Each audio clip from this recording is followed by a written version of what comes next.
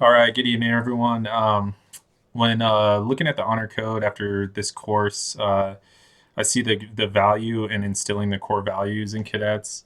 I think the process in itself of the education that the cadets get, starting for basic cadet training, and then being called to be part of honor boards and positions of leadership where they can be actually involved in mentoring, is important.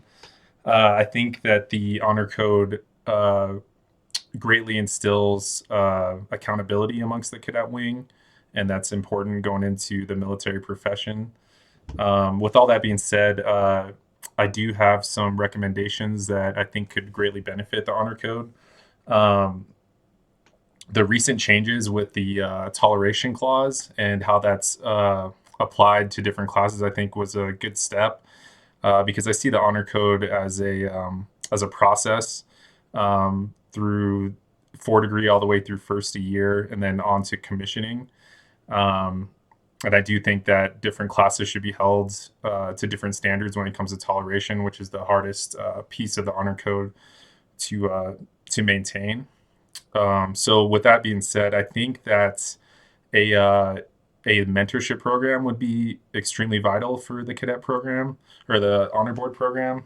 Um, Cadets get a lot of like formal briefings done by officers and cadets in the honor program, but I think that if you could, if they could pair up upperclassmen with underclassmen and give them mentorship on what the honor code means to them, how they've used it, or like lived by it, and like say you're a firstie, how you live by it for 3 years. If you're talking to a sophomore, what that looks like in day to day practice, and then talk about some of the tough questions like balancing identities, like loyalty with accountability, empathy with upholding standards.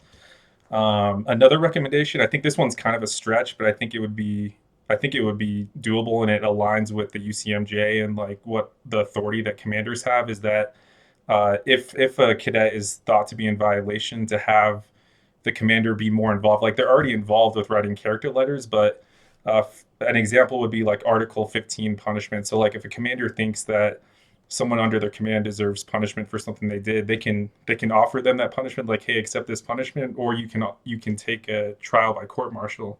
And I think that could be vital for the honor program for cadets to utilize, like cadet squadron leadership, and also AOCs to show the similarities between UCMJ and the honor code and have direct linkage to what they're going to be experiencing as officers.